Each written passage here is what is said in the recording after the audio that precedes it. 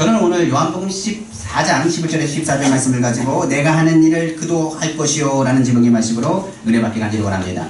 사람이 살아있다는 것과 죽어있다는 것을 어떻게 검증하느냐? 다른 것에 있지 않습니다. 사람을 찔러보고 살아있으면 움직이고요, 찔러보고 움직이지 않으면 죽은 겁니다. 사람은 뭐 하느냐? 냄새 맡고 누구누구 보고 만지고 움직일 수 있다면 그 사람은 뭐가 그거냐? 생명이 가운데 있다는 것입니다. 죽은 사람은 아무리 찔러도 반응이 없고요, 아무리 무슨 냄새를 풍긴다고 해도 냄새를 맡을 수가 없습니다. 죽은 사람 귀에다가 무슨 말을 한다 할지라도 무슨 말을 들을 수가 없을 것입니다. 마찬가지로 하나님을 아는 것에 여기 있습니다. 하나님을 믿는다, 하나님을 느낀다, 하나님을 체험한다는 것은 하나님을 느끼는 생명력이 그 가운데 있다는 것을 말합니다.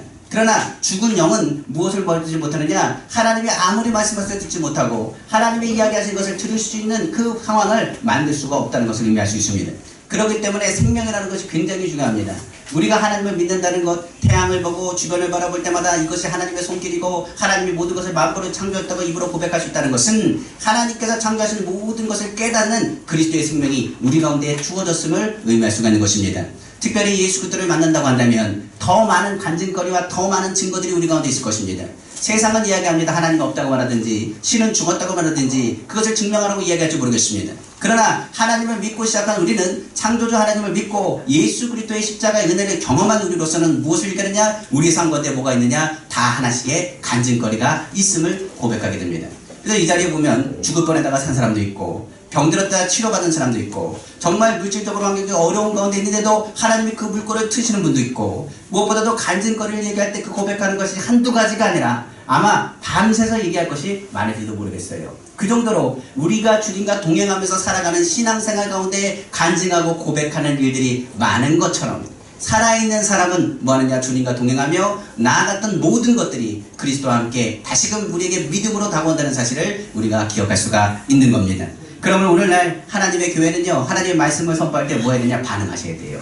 그러니까 반응한다는 건 다른 것이 아닙니다. 오늘 아멘으로 화답하든지 뭔지 반응을 해야지. 반응하지 않으면 뭡니까? 잠들었든지 죽은 거예요. 영적으로 우리가 지금 나왔다는 자체는 뭐 하는 거예요? 주님 앞에 반응한다는 겁니다. 오늘 하나님 말씀을 선포할 때 그 예수 그리스도가 그 마음에 품은 사람, 오늘 본문은 말하죠. 내 이름으로 무엇을 일관지 간에 그대로 시행하리라. 하나님의 사랑하신 생명력이 우리 성도님들의 상관에 나타나길 원하고 풍성하게 임하기를 다시 한번 주님의 이름으로 축원합니다. 네. 그러므로 오늘 말씀을 좀 살펴보면서 우리가 뭐 하겠느냐? 우리는 보통 사람이 아닙니다. 오늘 하나님의 기적이 나타날 것이고 치료와 능력이 나타나실 것이고 하나님의 역사가 우리 가운데 임하기를 다시 한번 주님의 이름으로 축원합니다. 아멘. 그리스도의 생명을 받은 사람은 이제 말씀을 들어야 했어요. 오늘 본문 말씀 한번 볼까요? 예수께서 이렇게 말씀하셨습니다. 내가 나를 믿으면 내가 행한 일도 저희가 할 것이라고 말했습니다.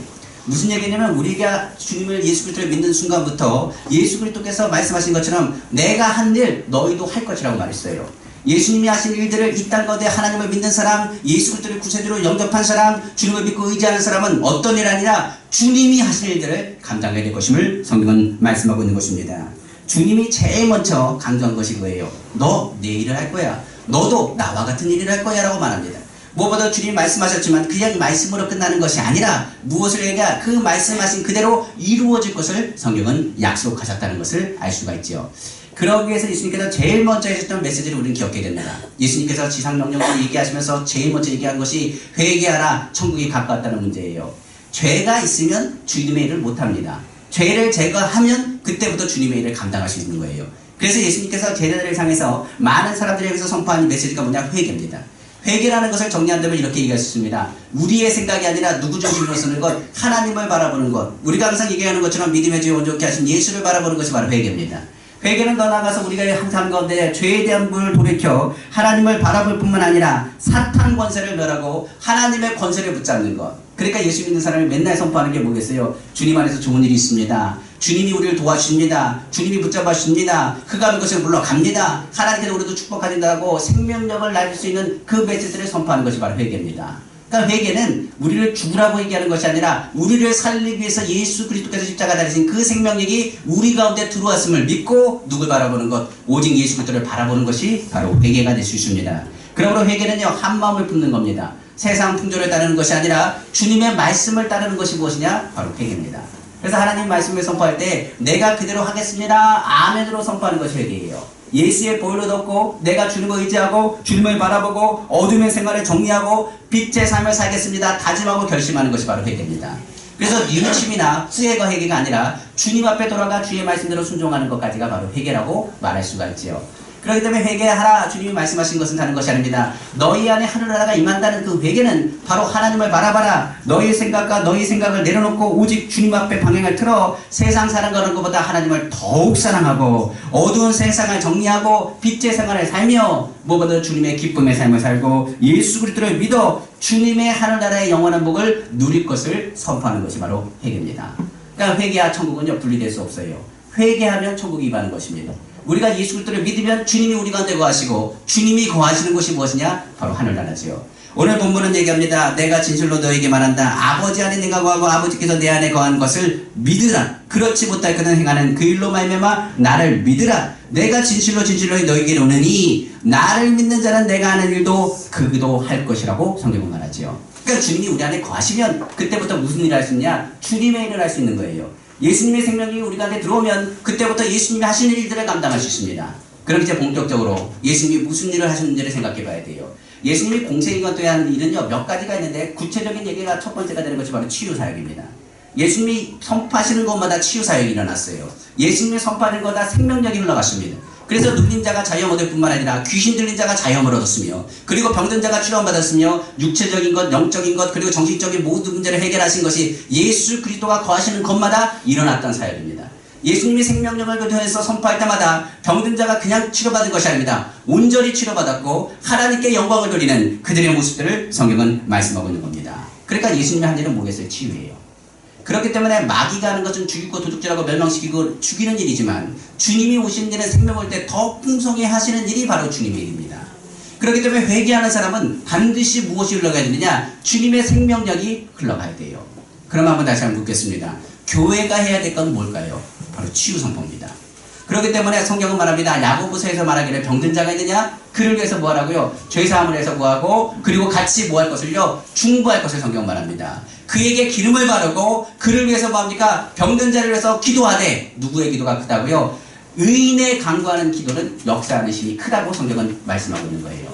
그러니까 의인은 뭡니까? 예수 그리스도에 대하여 회개한 사람, 예수 그리스도를 믿고 예수 그리스도를 의지하는 사람, 예수 그리스도를 바라보고 나아가는 사람은 의롭다고 합니다. 오직 의인은 무엇으로 말미암아 살냐? 믿음으로 말미암아 살리라. 아버지가 내 안에 있습니다. 예수 그리스도가 내 안에 있습니다. 그러므로 우리가 예수 이름으로 선포하고 기도할 때마다 병든 자는 치료함 받습니다. 그러니까 교회는 치유 선포를 해야 돼요. 우리가 저번에도 새벽마다 기도하지만 우리 김옥자 목사님이 아프셔가지고 우리가 뭐 했느냐 기도하지 않았습니까? 교회는 아픈 사람을 위해서 뭐 해야 되냐? 계속 기도해야 돼요. 그 사람이 병이 낫든 안 낫든 그것이 중요한 것이 아닙니다. 믿음으로 선포하고 기도할 때 병든 자가 치료받고 선포되어야 되는 위치에 있는 곳이 어디냐? 바로 교회예요. 그러니까 교회는 병든 자를 위해서 선포하는 것에 대한 책임과 의무가 있습니다. 아픈 사람을 해서 감추는 것이 아니라 누구든지 아픈 사람이 있으면 이 사람의 얘기만 들었다면 교회는 뭐 해야 되냐? 중보해야 돼요. 그래서요 병든 자를 위해서 기도하는 것에 대해서 부끄러워하거나 병든 자를 위해서 기도하는 것에 대해서 두려워하지 말기를 주님으로 축원합니다. 지역장님들은 뭐 하느냐? 구역원들을 위해서 기도해 줘야 돼요. 그리고 구역장님들은 또 구역원들을 위해서 또 기도해 줘야 돼요. 더 나아가서 예를 들어 지역장이 아프면 지역장을 위해서 누가 합니까? 성도인들이 같이 기도해 줘야 돼요. 오늘 아침에도 정윤이 집사님 오셨는데 위해서 권사님 오셨는데 권사님 위해서 뭐 해야 되냐? 우리 기도했거든요. 새벽마다 기도했다라고 얘기했습니다. 그러면서 얘기했어요. 우리 기도해서 권사님 나신 거예요. 더 좋아지시는 겁니다. 그리스도의 생명이 나타나는 겁니다. 세상과 틀리게 교회는 뭐 하느냐? 예수 이름으로 선포하되 이 병든 사람을 그냥 놔두는 것이 아니라 같이 중보하는 것이 뭐냐? 교회의 일이라는 사실을 기억하시기를 주님의 이름으로 축원합니다. 그러므로 성경은 만약 나를 믿는 자, 예수 그리스도를 믿는 자는 내가 그 일을 할 것이라고 했는데 교회가 치료를 선포하지 않는다고 한다면 문제가 있는 겁니다. 그래서 항상 예배 시간에 무슨 시간이 있어요? 신유기도 시간이 있어요. 그냥 신유기도를 믿음으로 받아들이는 것, 그리고 믿음으로 선포하는 것, 이를 통해서 치료하게 하시는 일은 누구냐? 그리스도예요. 예수십니다. 그러니까 교회는 예수 그리스도가 머리가 되시고 그리스도의 생명력이 어떻게 하느냐? 그 믿음 안에서 흘러가는 것이 무엇이냐? 하나님의 역사요, 하나님의 은혜라는 사실을 기억하시기를 주님의 이름으로 축원합니다. 그러므로 예수 그리스도의 안에서 더 나아가 하나님의 능력의 치료의 선포가 끊임없이 우리 성도님들 가정 가운데 풍성히 나타나시기를 다시 한번 주님의 이름으로 축원합니다. 그러니까 교회는 뭐라고요? 치유 선포예요. 근데 치유 선포만 하는 게 교회가 아닙니다. 성경을 보니까 환경 가운데 기적을 선포하는 것도 또 교회입니다. 그렇기 때문에 예수님이 하신 일은 다른 것을 얘기하지 않습니다. 물이 변하여 뭐가 된 것처럼, 포도주가 된 것처럼, 풍랑을 잠잠케 한 것처럼, 모든 장애물을 하나님께 극복하여서 하나님의 역사를 나타낸 것처럼 교회가 해야 될 것은 무엇이냐? 기적을 선포하는 거예요. 많은 사람들은 기적에 대한 것을 이야기합니다. 어떻게 그런 일이 있느냐? 그건 예수님이 있을 시대에 있을 것이다 라고 얘기합니다. 그러나 예수님이 거하시는 것보다 항상 기적이 나타나고, 주님이 어디 있습니까? 우리 안에, 성령이 우리 안에 거하시기 때문에 반드시 뭐가 나타나느냐? 기적이 나타나지 않는 것이 이상한 거예요. 기적은 처음에 우리의 마음도 변화시키시고, 우리가 예수 그리스도를 믿는 것 자체가 기적의 삶의 연속이라는 것을 우리가 기억할 수가 있는 것입니다. 그렇기 때문에 치유와 함께 나타나는 것이 바로 기적이 우리 가운데 반드시 나타나야 된다는 일들인 것을 성경은 기록하고 있습니다. 그렇기 때문에 기적이 일어나기 위해서는 뭐 하느냐? 교회가 해야 될 일이 뭐냐? 기적을 위해서 기도해야 돼요.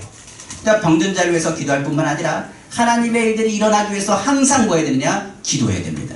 기도는 뭐 하느냐? 교회의 책임이요 의무입니다.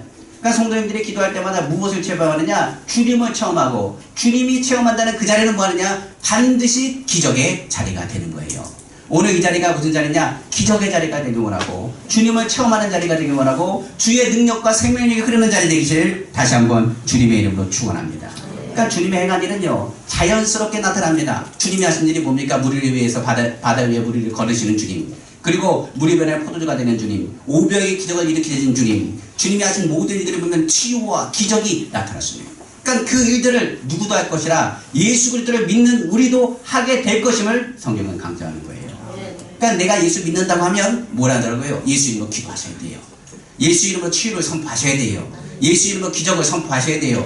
예수 안에서 오늘 좋은 일이 있다고 선포하셔야 돼요. 예수의 능력이 우리 가운데 흘러가기를 다시 한번 주님의 이름으로 축원합니다. 근데 더 놀라운 사실은 바로 그 본문 다음에 있습니다. 뭐라고 이렇게 얘기하죠? 너희가 나를 믿는 자는 내가 하는 일도 그도 할 것이요, 또한 그보다 큰 일도 아니니 이는 내가 아버지께로 감이라. 성경은 말합니다. 근데 예수님보다요, 성경이 먼저 더 큰 일 할 거래요. 그러니까 예수님이 제자들에게 말합니다. 너희들은 누구보다 나보다 더 큰 일 할 거야. 더 많은 일들을 할 거라고 이야기합니다. 한번 생각해 보세요. 예수님은 팔레스타인 지역에서만 전도하셨습니다. 유대인들과 사마리아 지역의 사마리아인들을 향해서 복음을 전하셨습니다. 이방인에 대해서는 그렇게 관심 있지 없는 것 같이 보일지도 모르겠어요. 그런데 예수님의 제자들에게 말합니다. 너희는 뭐하라? 땅끝까지 복음을 전하라고 말합니다. 그리고 성령을 받으라고 말하죠. 예수님이 하셨던 것은 팔레스타인 그 지역에 그냥 하나의 복수의 아들로서 하나님의 나라를 선포한 사람으로 사람들은 기억할지 모르겠습니다. 그러나 제자들이 성령 받고 나서 그 안에 누가 예수 그리스도가 거하자마자 동서남북에 복음을 전하기 시작하는데, 베드로라는 사람은 고넬료 가정에 이방인을 향해서 복음을 전하기 시작하고, 바울이라는 사람은 어떤 하나님의 일들을 감당할 때 하나님의 역사가 동서남북에서 퍼져나가기 시작했던 것을 성경을 통해서 말하고 있습니다. 예수님이 하셨던 일보다요, 누가 말했느냐? 바울이 한 일이 더 커요. 성경에 보면 무엇을 할 수 있느냐? 예수님이 사역했던 모든 일들이요, 동일하게 바울, 베드로, 많은 제자들이 행하는데, 바울 같은 경우는 손수건만 얻어도 낫고 귀신이 쫓겨나가는 하나님의 역사가 나타났거든요.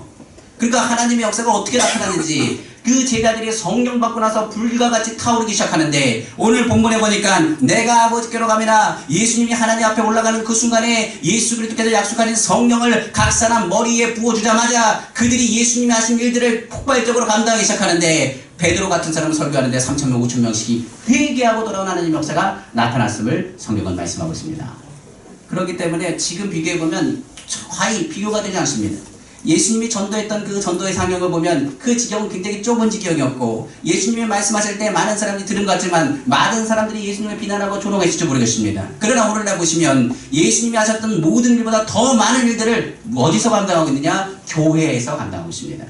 구제사역도 그렇고 병든 사람과 선교의 사역도 그렇습니다.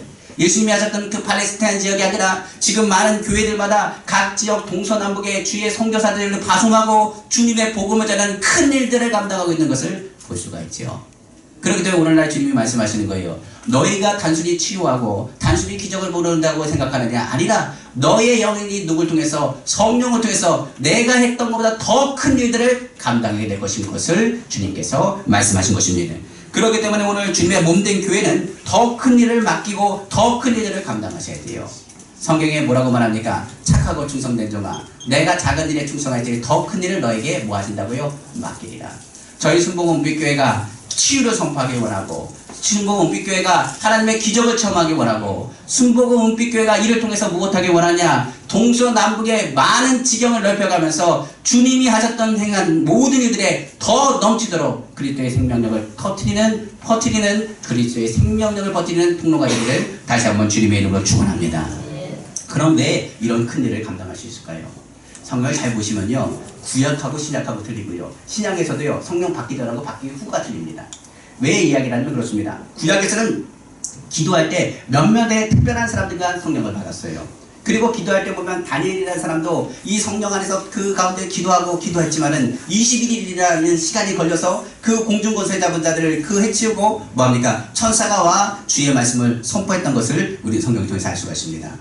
근데 성경을 잘 보시면 너희가 기도할 때 누가요? 예수 그리스도를 생각하게 하시고 그 예수 그리스도를 통하여 우리에게 무엇을 얘기하느냐? 이제는 너희를 갖고 있던 모든 공중권세야 악한 영들의 모든 것을 이미 예수 그리스도의 십자가에서 제하여 버렸음을 성경은 먼저 말씀하고 있는 거예요. 무슨 얘기냐? 예수의 피가 우리를 정하게 합니다. 우리를 의롭게 합니다. 우리를 깨끗하게 합니다. 이 깨끗하게 한다는 것은 무엇을 얘기하느냐? 단순히 깨끗함을 의미하는 것이 아닙니다. 구약에서는 깨끗하게 하려면 제사를 드려야 됐습니다. 양을 잡아야 됐습니다. 그러나 이제는 우리가 예수 이름으로 기도하고 나아갈 때 우리를 정하게 합니다. 어느 기도가 더 확신한 기도고 어느 기도가 하나님의 역사가 나타나느냐? 다른 것보다도요 동물과 짐승을 잡았던 구약 때와 비교할 수 없는 주님의 은혜가 예수 그리스도의 십자가에서 우리 가운데 이미 임했음을 이야기하는 거예요. 그러니까 이제는 막는 방해물이 없습니다. 예수 이름으로 기도하고 주의 보혈을 뿌린 자리마다 언제나 예수 안에서 승리가 있었기 때문에 우리를 막고 있는 모든 흑암의 것에는 떨어져 나가고 오히려 예수 이름으로 믿음으로 나아가 하나님을 믿고 나아가면 넉넉히 이기게 될 것임을 성경은 말씀하고 있기 때문에 그래요. 그래서 능력을 누가 부으시냐? 주님이 부으십니다. 그래서 그때랑 비교할 수가 없는 거예요. 성령을 받으면 그때부터 어떻게 하느냐? 본격적으로 주의 말씀을 선포하고 믿음으로 나가되 땅끝까지 복음을 전한다고 말씀하신 것처럼 우리의 영향력에 파괴적인 하나님의 역사가 나타날 수 있다는 사실을 성경은 말씀하고 있는 것입니다. 그러면 이런 일들을 행하기 위해서 우리가 기억해야 될 것이 무엇일까요? 어떻게 하면 이런 일이 일어날까? 그런 것이 없습니다. 성경에 말합니다. 그 일을 하는 법은 바로 예수의 이름밖에 없다는 것을 성경은 말씀하고 있는 겁니다. 13절 볼까요? 너희가 내 이름으로 무엇을 구하든지 내가 행하리니 이는 아버지로 하여금 아들로 말미암아 영광을 받으시게 하려 함이라. 내 이름으로 무엇인지 내게 구하면 내가 행하리라. 교회의 치유는 누구의 이름으로 치유하는 겁니까? 예수 이름으로. 기적은 누구의 이름으로 기적이 일어나는 것입니까? 예수의 이름으로. 교회의 부흥은 어떻게 부흥됩니까? 예수의 이름으로 부흥되는 것이 교회입니다. 그렇기 때문에 병든 자가 있느냐? 그냥 넘어가지 마시고 뭐합니까? 장로를 청하라 말합니다. 믿음의 사람들을 청하라 말합니다. 그리고 기름을 바르라고 합니다. 성경의 기름 부으심이 같이 임하기 원합니다. 그리고 선포하기 원합니다. 예수 이름으로 치료 받으라고 선포하기 원합니다. 바로 이것은 주님께서 약속하신 겁니다. 너희가 주님의 일을 행하기 전에 누구의 이름을 높이리라? 예수의 이름을 높이리라. 예수 이름으로 선포하면 영접하는 자 곧 그 이름인 자들에게는 하나님의 자녀이 되는 권세를 줬다고 말씀하셨습니다. 안진뱅이를 일으킬 때 다른 것도 일으키지 않았습니다. 은가금은 내게 없거니와 내게 있는 것으로 내게 주노니 곧 나세렛 예수 이름으로 일어나 걸으라고 말씀하셨습니다. 바로 예수 이름으로 기도하면 예수 그리스도 일들이 우리 삶 가운데 나타나게 되는 겁니다. 혹시 여기 우울한 사람이 있을지 모르겠습니다. 여기 아픈 사람이 있을지 모르겠습니다. 그리고 여기 여러 가지 기적을 발휘하는 사람이 있을지 모르겠습니다. 누구의 이름이요? 예수의 이름. 예수의 이름이 우리로 하여금 뭐하느냐? 주의 일을 감당해 할 수 있는 천국 열쇠가 된다는 사실을 기억하시기를 주님의 이름으로 축원합니다. 그러므로 우리는 누구의 이름으로요? 예수 이름으로 치료받고 예수 이름으로 기적을 베풀며 예수 이름으로 중보하고 하나님께서 귀를 기울이시고 선한 일을 베푸시는 그 이름 예수 이름을 높이시기를 다시 한번 주님의 이름으로 축원합니다. 예수 이름이 선포되어지면 마귀들이 떱니다. 예수 이름을 선포되어지면 하나님께서 들으시고 그것을 영광으로 받으십니다. 예수 이름이 선포되어질 때 하나님께서 우리의 삶 가운데 하나님의 택하신 자요 하나님의 택하신 자를 통한 약속하신 하나님의 일들을 행할 수 있는 권세와 능력을 우리에게 베풀어 주신다는 사실을 기억하시기를 주님의 이름으로 축원합니다. 그래서 오늘부터는요 그렇게 기억하세요. 앞에 장애물이 있으면 예수 이름을 명하니 이 장애물은 무너질지어다. 우리가 항상 무 가운데 우울함이 있으면 예수 이름을 명하니 내 안에 있는 우울함은 사라질지어다. 교회가 뭘 선포해야 되는 거예요? 예수 이름을 선포해야 되는 거예요. 예수 이름의 선포와 함께 치유가 나타나야 되고 기적이 나타나야 되고 오늘도 좋은 일이 일어나기를 다시 한번 주님의 이름으로 축원합니다. 그러면 왜 우리가 예수님의 일을 행해야 될까요? 왜 치유를 선포해야 되고 왜 기적을 선포해야 될까요? 이것을 주님이 원하세요. 예수님이 우리에게 원하시는 것은 뭐냐? 넌 나보다 더 큰 일을 하는 것을 원하십니다. 저도 우리 성도님들에게 원하는 게 뭐겠어요? 우리가 주님의 일들을 감당할 때 천국에서 다 만나길 원하고 정말 아픈 사람들은 치료받기를 원하는 것, 주님의 마음과 동일합니다. 저는 우리 성도님들이 잘 되길 원합니다. 축복받길 원합니다. 좋은 일이 있기를 원합니다. 이를 위해서 뭘 위해서? 예수 이름으로 기도합니다. 근데 이것이 누가 원하시는 거라고요? 제가 원하는 것이 아니라 하나님께서 원하시는 거예요. 그래서 성경은 말합니다. 그 아들 예수의 이름으로 누가 영광을 받으신다? 하나님께서 영광을 받으신다라고 성경은 말씀하고 있는 겁니다. 그러므로 인생의 목적이 어디 있습니까? 하나님 영광에 있어요. 성경 한번 볼까요? 오늘 13절입니다. 너희가 내 이름으로 무엇을 기구하는지 내가 행하리니 이는 아버지로 하여금 아들로 말미암아 무엇을 받으시게 하려 함이라 하나님께 영광을 받으시게 하려 함이라고 성경은 말합니다. 히브리서에 말씀하시죠. 뭐라고 말합니까? 너희가 먹든지 마시든지 무엇을 하든지 간에 하나님 영광을 위해서 하라고 성경은 말씀하고 있습니다. 영광은요 오직 한 분만 받으셔야 돼요. 영광은 나누어지는 게 절대로 아닙니다. 잘못 생각하는 사람은 나눠 갖자 그러는데 영광은 오직 한 분만 받는 거예요. 우리의 모든 삶은 어디 있느냐? 주님을 찬양하고 하나님께 영광 돌려 있다라고 성경은 강조하고 있습니다. 모든 영광은 하나님께 돌려야 되고 마음과 목적과 모든 역사가 하나님께 있음을 선포해야 됩니다. 그 영광을 빼앗겼다면 그 영광을 다시 되찾아오셔야 됩니다. 사단의 권세가 무너져야 되고 교회는 깨어 기도하되 모든 일에 하나님 영광을 해서 선포해야 됩니다. 치유가 뭐라고요? 바로 의무입니다. 교회의 의무예요.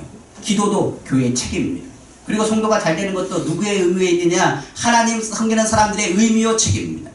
자녀가 잘 되는 것, 하나님 자녀가 잘 돼야지 하나님께 영광을 받으시죠. 하나님 자녀가 정말 못되고 어렵다고 한다면 그 영광이 어디로 가겠어요? 세상에 하나님이 없다라고 얘기하지 않도록 우리의 삶 가운데 하나님의 약속하신 복을 누리시는 우리 귀한 성도님 다 되시기를 다시 한번 주님의 이름으로 축원합니다. 그래서 교회는요 깨어 있어야 됩니다. 교회는 하나님 영광을 돌리기 위해 예수 그리스도의 이름을 선포하고 믿음으로 선포하고 꿈꾸고 그 이름을 높이며 하나님께 영광스러운 예배를 올려야 됩니다. 그래서 저는 2019년도에 예배의 좀 승리자가 됐으면 좋겠어요. 우리가 치유를 선포한 것, 예배 시간에 치료받기 원하고요. 기적을 선포한 것, 예배 시간에 그 기적을 체험하기 원하고요. 우리 삶 가운데 이번 주간에 하나님의 역사하신 것을 간증하는 하나님의 은혜가 우리 성도님들의 가정마다 나타나시기를 다시 한번 주님의 이름으로 축원합니다. 성경은 이야기합니다. 물이 바다 덮음같이 여호와의 영광을 인정하는 것이 온 땅에 뭐하기 원하더라? 가득 차기를 원한다. 저도 그렇습니다. 물이 바다 덮음같이 우리 성도님들의 삶 가운데 여호와의 영광을 인정하는 것이 가득 차기를 다시 한번 주님의 이름으로 축원합니다. 말씀을 마치겠습니다. 2019년도 바로 주님께서 우리에게 주신 새날입니다. 회개하는 사람에게는 하나님의 큰 애를 보여줄 것입니다. 회개하는 사람을 통하여 예수 그리스도의 십자가를 빗짓고 하나님의 자녀가 된 사람, 거기다 충성하는 사람은 주님이 행했던 일보다 더 큰 일들을 감당할 것입니다. 오늘 주의 음성을 듣되 착하고 충성된 종아, 내가 2018년도에도 충성했듯이 이제 2019년에 더 큰 일을 너에게 맡기라고 말씀하실 것입니다.